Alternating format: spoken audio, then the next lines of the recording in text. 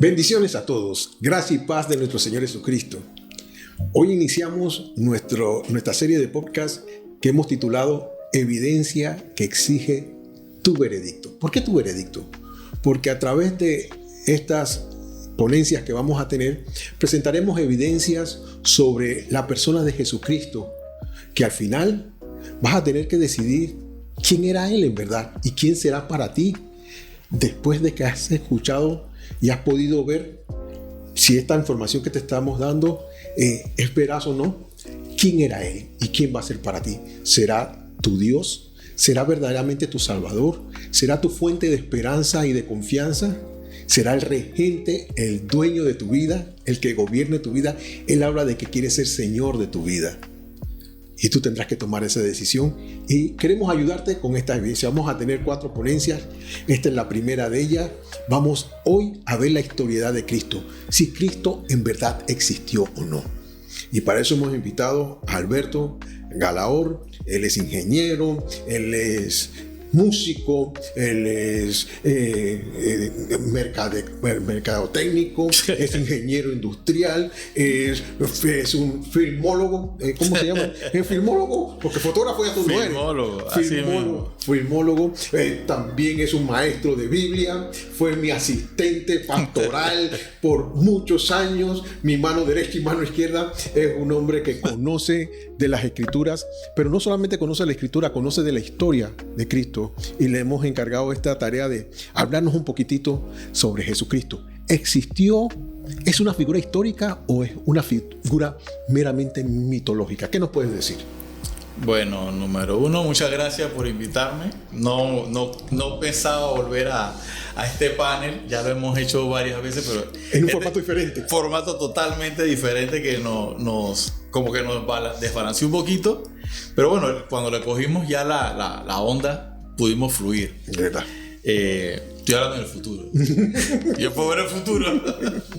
Bueno, en la Biblia hay muchas profecías que nos hablan de la vida de Cristo. O sea, parte del Antiguo Testamento que profetizaban acerca de lo que iba a suceder, del Salvador que iba a venir a salvar al pueblo del pecado y todo eso. Hay muchas figuras, hay de todo, pero son fuentes bíblicas.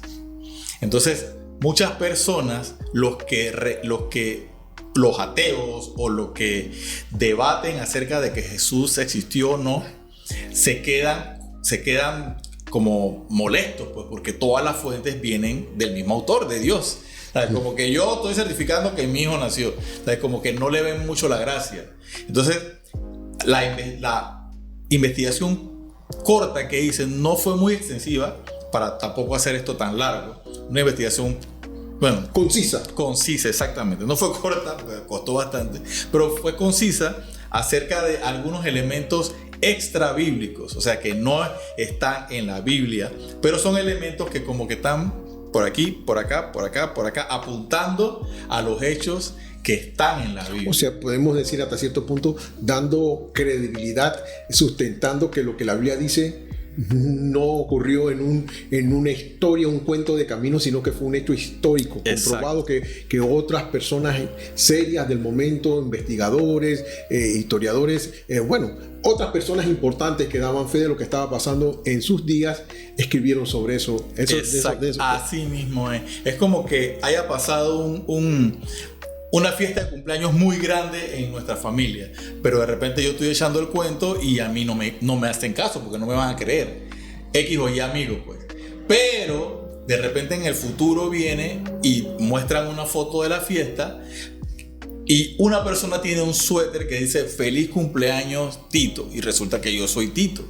Entonces él no estaba dando fe de que él fue a la fiesta, no lo dijo, pero la foto con la inscripción en el pecho sí da fe de que él estaba en mi fiesta. Uh-huh. Y más o menos eso es lo que queremos hacer. No sé si se entendió el ejemplo, pero ustedes ahí medio que busquen. Claro que se está entendiendo. Una evidencia no bíblica, o sea, algo fuera de la Biblia que me dé fe de lo que está escrito en la Biblia es la verdad. Es lo que llamamos extrabíblico, para que podamos estar claros. Exactamente. Una evidencia que da fe de lo que la Biblia dice, pero que no está en la Biblia tal y cual. Exactamente. O sea, vamos a comprobar la historicidad, no sé si se dice así, ya estoy inventando palabras. Historias. Y sí, bueno, nosotros eso se pega. Eso de inventar palabras, eso se pega. Sí, bueno, sí, historiedad. Pero tú eres el maestro inventando palabras. No, yo soy certificado para agregar palabras al lenguaje español, o sea, yo soy palabrólogo. Yo tengo esta autorización. Teníamos tiempo que no hacíamos eso, así que tengo que aprovechar. Ok, mira esta premisa. Mientras más próxima al acontecimiento sea la fuente, hay más probabilidad de que su información sea real o más apegada a los hechos. Repite eso, por favor. Mientras más próxima al acontecimiento sea la fuente, más probabilidad que su información sea real o más apegada a los hechos.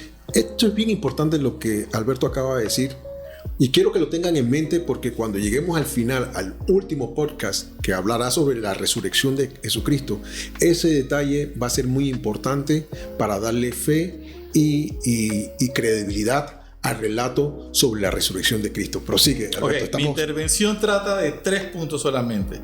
Número 1, vengo con una evidencia arqueológica, con una prueba cruzada acerca de el testimonio de, ahora te lo digo.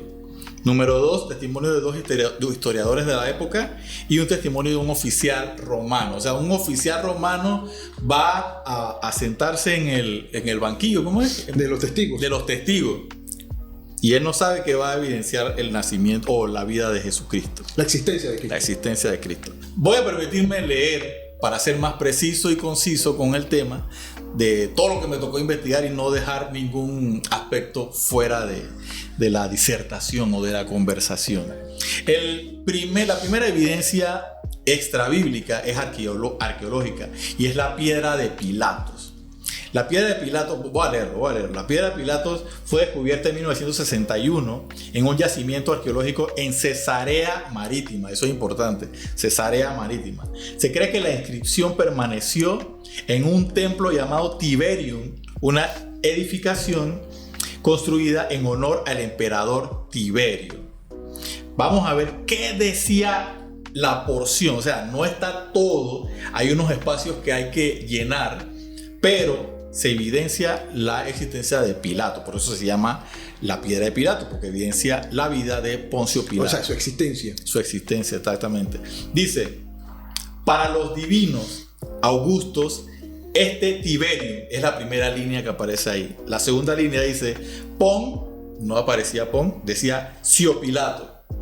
Decía, Perf, Hecto de Judea y hizo y dedicó esto.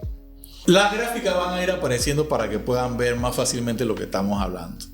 Entonces, mira la importancia de esta piedra. Número 1, menciona el nombre de Pilato, o sea, el nombre de Poncio Pilato. Esta es la parte más significativa de la inscripción, ya que proporciona evidencia arqueológica contemporánea de la existencia de Poncio Pilato. O sea, no es que alguien se inventó o que la Biblia nada más es el único libro que habla de Poncio Pilato. Hay una evidencia física que habla de Poncio Pilato. Te vamos a seguir, no vamos a forzarlo.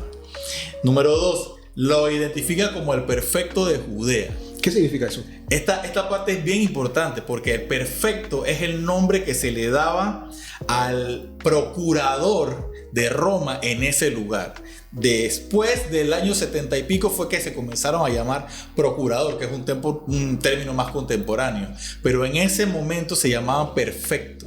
Era parte del que tenía que ver con las leyes, que se cumplieran las leyes del imperio en ese lugar, como también parte de la gobernanza.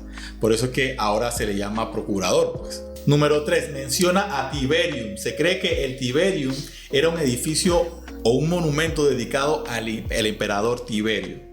Y número 4, la ubicación era en Cesarea. El hecho de que se encontrara en Cesarea Marítima era la capital administrativa de la provincia romana de Judea durante el tiempo de Pilato. Todo eso aparece inscrito en la piedra. O sea, no fue una tradición oral. En este caso no fue una tradición oral que te habló de que existió Pilato o que hubo un templo. No, fue algo que alguien escribió y que los científicos versados en el tema evidenciaron por medio de pruebas que pertenecía la prueba a la piedra a esa época. Interesante. ¿Y cómo esto encaja con el relato bíblico? ¿Por qué? Porque la Biblia relata que Poncio Pilato, por medio o por fuerza de los sacerdotes, dictaminó la sentencia de Jesucristo. ¿Y cómo se llamaba Pilato en la Biblia? ¿Cómo se le reconocía? ¿Cuál era el título que se le daba? Era el perfecto.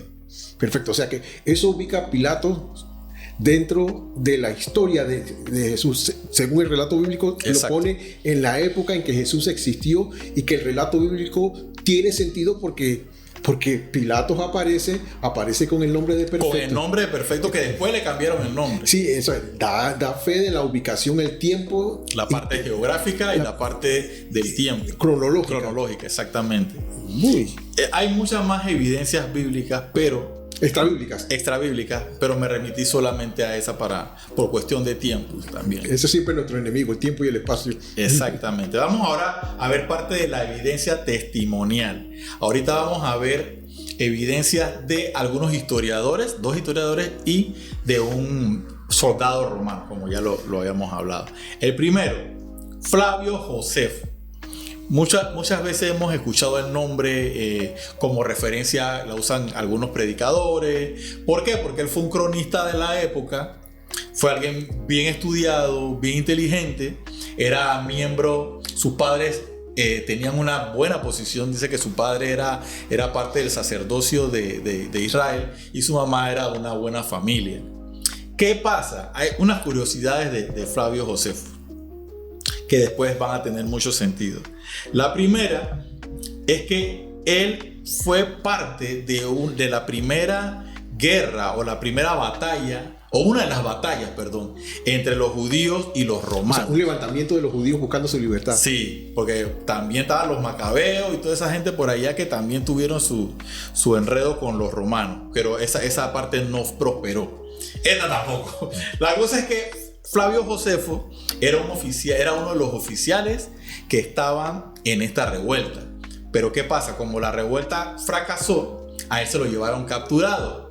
Entonces me da risa que no es como buen panameño, como buen judío de la época, o un judío se cambió de bando. Y para ello a los judíos que cambiaban de bando le llamaban traidores. Uh-huh. En el caso de Mateo, que era un cobrador de impuestos. Que se le veía como uno que se había vendido al gobierno. Exacto. Al imperio dominante, dictatorial. Siendo judío, sí. Exacto, le caía mal. Pero ¿qué pasó? Josefo, cuando se lo llevaron cautivo, él, me imagino que para preservar su vida, para quedar en un buen estatus, para no pasar trabajo, se cambió de bando. Entonces fue consejero de uno de los oficiales, de uno de los generales de la época, y ahí fue donde él cambia de nombre, porque hizo también su trabajo, que le permitieron adoptar el nombre de la familia que lo estaba auspiciando. O sea, a él lo auspició, o lo apadrinó, por decirlo así, una familia romana, y le permitieron adoptar su nombre. Y como en la nación judía o en Israel las cosas no estaban bien después de eso, él quedó bien. Entonces eso me llama mucho la atención, y que nos va a dar fe de que el relato es correcto. O sea, no era alguien que estaba a fin del movimiento de Jesús, no era alguien que lo admiraba ni siquiera, era un traidor. No, y tú hablas de que Flavio Josefo fue uno que se levantó en contra del Imperio Romano buscando la liberación de Israel, volver a Israel a su época florida, donde era una nación próspera y libre. De hecho, el Mesías o el Cristo era una figura para ellos, una figura de ese tipo, un caudillo libertador dotado de poderes sobrenaturales para dar libertad política al pueblo y volver al pueblo de Israel a su esplendor y a su libertad. Habiendo Cristo fallado como falló, o muerto como, perdón, voy a corregir lo que dije, habiendo Cristo muerto como murió, de la manera más vil y despiadada, como un ladrón, como un farsante, Flavio Josefo no tendría nada bueno que decir de él, porque era otra desilusión, era otro fracaso. Era una desilusión, era un un charlatán, pues, por decirlo así, porque se declaraba el Mesías, pero no trajo la libertad que ellos estaban esperando. Así que el reporte de Flavio Josefo no va a ser favorable a Jesús. No va a ser parcial. Sí. Va a ser totalmente imparcial. Tomó una foto de lo que estaba pasando y lo plasmó. A él no le importa dejar bien a Jesús. Exacto, y eso lo acredita mucho más como un testigo. Entre sus obras tenemos Antigüedades Judías, su autobiografía y una que se llamaba Contra Apión, otro libro. Entonces, vamos a la que nos atañe hoy, que es Antigüedades Judías. En Antigüedades Judías, él cita 2 veces, o bueno, de las veces que cita a Jesús o a Cristo, vamos a usar 2 extractos. Un extracto es el siguiente: ahora, en este tiempo, Jesús, un hombre sabio, si podemos llamarle hombre, hacedor de trabajos maravillosos, por no decir milagro, no dijo milagro, dijo hacedor de trabajos maravillosos, un maestro de hombres que recibieron la verdad con placer. Fue seguido por muchos judíos y muchos gentiles y fue llamado el Cristo. O sea, esta es una descripción de Jesús como plana. Sí. Pero nos ayuda. ¿Por qué? Porque no está viciada. Él no perteneció al movimiento, él no vio... Ni siquiera simpatizante. No vio cuando resucitaron a Lázaro, cuando los milagros más grandes él no lo presenció. Él no estaba detrás de Jesús, él no era un seguidor de Jesús. Él no lo veía como el Mesías, él dice, y lo llamaban el Cristo. O sea, no tenía por qué parcializarse o por qué dar un testimonio de alguien que supuestamente no era. Así que más validez tiene Flavio Josefo con este detalle. Otra porción. Y si hacemos un poquito de pausa y el hablar así de manera tan imparcial y tan porque está hasta cierto punto exaltando la figura de Jesús, corre peligro tanto como en su ligamiento, en su relación con las casas sacerdotales de aquel entonces, pero también con sus protectores romanos, porque los dos estaban en contra de la figura de Jesús. Ahora, él no admite que Jesús es el Cristo, ni que era el enviado, sino que él está relatando, como dices tú, como buen periodista, podríamos decir, estoy poniendo los hechos como son. Exacto, sin parcialidad. Otra de las porciones que escribió Flavio Josefo fue la siguiente: Anás reunió a los jueces y les trajo al hermano de Jesús, el llamado Cristo. Mira, el llamado Cristo, lo que estabas comentando anteriormente, que se llama Jacobo, y a otros, y fueron acusados por romper la ley y los apedrearon. ¡Wow! Mira, mencionas ahí a Jacobo, el hermano de Jesús. Un dato importante con respecto a los hermanos de Jesús, eso incluye a Jacobo, es que no creían en él. De hecho, si uno lee el Evangelio según San Juan, hay un momento, un relato donde ellos están burlándose de Cristo. Creo que es en la fiesta de los tabernáculos donde les decían, pero ¿por qué no subes al templo? ¿Por qué no te presentas ahí? Haces tu milagro donde van a estar todo el mundo. Y Jesucristo le decía, no es mi tiempo, no es tu tiempo, no tú creas que el Cristo, claro. Pues vete allá ahora y preséntate. Incluso la Biblia dice que él no creía en Jesús. La familia pensaba que él estaba loco. ¿Ve? Entonces dice que llevaron a Jacobo. Esto para el final va a tener mucho peso. Esto va a ir entretejiéndose y usted va a ir entendiendo cosas y va a ver que el relato bíblico es muy preciso y muy honesto y muy transparente y es de total confianza. Podemos tener confianza en él. Sigue, que la Biblia no nos tapa las falencias de los que aparecen ahí. Y la historia de Josefo tampoco está tratando de hacer lo contrario. Tenemos otro historiador, Cornelio Tácito. Este sí es un historiador romano que vivió entre el 55 y el 120. Está fresquecito luego después que Jesús murió, ¿no? Está del 55 al 120 vivió. Vivió durante el reinado de 12 de los emperadores romanos que estuvieron acá en Israel. O sea, era alguien que no tenía por qué mentir. Tenía mucho que perder si mentía, porque pertenecía básicamente a la clase gobernante que tenían a los judíos sometidos. Cornelio Tácito. El libro que vamos a estudiar, o la porción, viene del libro Anales del Imperio Romano. Vamos a estudiar o a ver el número 55. Mira lo que escribió Cornelio Tácito. Cristo, el fundador del cristianismo, fue condenado a muerte por Poncio Pilato. Otra vez aparece el nombre de Poncio, gobernador de Judea durante el reinado del emperador Tiberio. Pero esta superstición reprimida regresó otra vez, y no solo en Judea, donde se originó esta malicia, sino hasta la ciudad de Ramá, o Ramá. Mira, que él no está dándole flores al cristianismo, él no está dando fe de que el cristianismo es, él lo menciona como que como una malicia, una superstición y una malicia, como una plaga. Es una plaga sediciosa, porque así veía el gobierno, el Imperio Romano, a los cristianos como un movimiento sedicioso que se levantaba en contra del emperador, del César, y que no lo declaraba a él como la máxima autoridad de sus vidas. Exacto. Ni tampoco rendía tributo a sus dioses, bueno, interesante.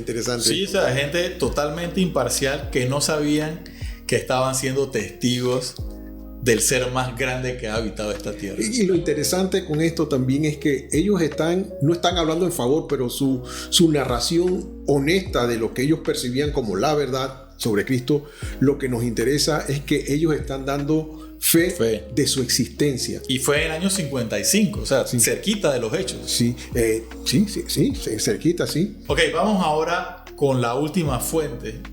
Este es Plinio el Joven. ¿Quién fue Plinio el Joven? Fue abogado, escritor y científico de la ciudad de Roma. O sea, este era alguien educado. Un Einstein de su tiempo. Exacto, dice. Era aplicado a su trabajo, esto lo llevó a ser ascendido a los cargos más altos, civiles y militares del Imperio Romano. Dice que sus cartas son testimonio único de la administración ordinaria del siglo I. O sea, que era alguien que sabía de logística, alguien que sabía de administración. Un ingeniero industrial. Exacto. Joven el Plinio, ingeniero industrial. Mejor descripción no hay. El estilo de Plinio es muy diferente a los usados en la época, afirmando algunos científicos que Plinio es el inventor del nuevo género literario llamado la carta escrita para ser publicado. O sea, este tipo de género. Lo que me gusta de esto es que a él se le está atribuyendo un estilo literario que también Pablo usaba. Y me gustó eso porque era lo que imperaba en la época. Y él fue uno de los precursores de este estilo de literario, de las cartas escritas para ser publicadas. En el caso de Pablo vemos que era cartas escritas, pero para ser leídas en público. Como en el caso de Filemón, que te mandaron a Onésimo con la carta para que se la dieran, para que la leyera en público. En este caso eran cartas escritas para ser publicadas. Vamos a ver la información que nos da Plinio. Dice, una de sus cartas fue dirigida al emperador Trajano, en donde, número 1, admite torturar y ejecutar a cristianos que rehusaban negar a Cristo. Vamos a ver exactamente lo que él dijo, lo que él escribió. Aquellos que negaron los cargos fueron obligados a adorar a los dioses romanos y a maldecir el nombre de Cristo. Interesante ese hecho, porque exactamente eso era lo que hacía Pablo. Pablo era una especie de cazador de recompensa o perseguidor de cristianos, de prófugos, de herejes en este caso, lo que ellos lo veían, y Pablo los perseguía y él se metía en las casas y se lo llevaba a la autoridad romana para que precisamente forzaran a los cristianos a negar a Cristo. Eso le da fuerza incluso al relato de Pablo. Claro. Sobre su conversión y sobre todo. Y mencionamos mucho a Pablo porque la verdad es que Pablo juega un papel importante en este tema de la deidad de Cristo. Y eso lo vamos a ver al final, pero estamos sentando la base. El primer bloque que estamos poniendo, la primera evidencia que te estamos presentando ya está ligada a la última evidencia que te presentaremos. Qué interesante esto, ¿eh? Ya concluyendo esto, lo más importante de todo esto es que Jesús es mencionado en los escritos de Plinio, de Tácito, Josefo, y por una referencia cruzada es mencionado en la piedra de Pilato. O sea, no sale Jesús, pero por la evidencia cruzada nos da testimonio de que existió Pilato y de que existió Cristo. Esa parte es histórica, o sea, no es bíblica. Esto es, por lo menos, de los historiadores, ellos no compartían interés o no mostraban interés por Jesús. Ni por seguirle, ni por seguirle. Ni siquiera era el tema principal de sus escritos. Especialmente el último dice que él perseguía a los cristianos y el otro dice que él veía eso como una malicia y como una especie de plaga. O sea, no era de su interés. Y no era de su agrado tampoco. No era el tema con que conversaban con sus amigos, nada de eso. Por lo tanto, estos escritos no son parciales y se pueden considerar como verdaderos. O sea, por medio de esta breve investigación, imagínense que nos hubiéramos metido más en el tema. Hay mucho más evidencia extrabíblica. Pero tiempo y espacio son nuestros enemigos siempre en esta. Exactamente, también mucha información nos iba. Sí, tendríamos que hacer 3 solamente en esta primera parte. Exacto. Pero si usted quiere investigar, puede irse a internet y puede apoyarse en la inteligencia artificial que les va a dar información. Haciendo las preguntas correctas. Haciendo las preguntas correctas vas a llegar a la verdad. Exacto. Pero interesante porque como una posición contraria a la deidad de Cristo le da fuerza a su existencia, que es lo que nos interesa establecer en este primer podcast. Cristo no es una figura mitológica, Exacto. No es una figura imaginaria, ficticia, es un personaje histórico, existió. Estas personas, al igual que la Biblia, dan fe de su existencia y del impacto de sus enseñanzas, porque habla uno de ellos de que sus seguidores se les llevaba ante las autoridades para forzarlos a negar a Cristo. Sabemos esto porque Pablo también dice que él hacía lo mismo, que él se metía en las casas y sacaba a la gente y los llevaba a las autoridades romanas para que fueran azotados y fueran castigados, porque tanto Pablo como ellos veían este movimiento, a Cristo y a sus seguidores, como herejías. Eso por la parte religiosa, pero por la parte política de los romanos era un problema, una sedición. Eso era un levantamiento en contra de la autoridad del César, del imperio, de la autoridad del establishment. Y ahí nada más para acotar ese pedacito, lo veían así, pero estos historiadores ni le prestaron mucha atención. Sí. O sea que no fue un movimiento político, fue un movimiento espiritual. Exactamente, que ha persistido hasta aquí. El cristianismo no es un asunto que se inventó en una recámara, en un cuarto solo, en una montaña, donde alguien recibió una inspiración. No, los relatos bíblicos, especialmente los evangelios y las epístolas, son fuentes históricas.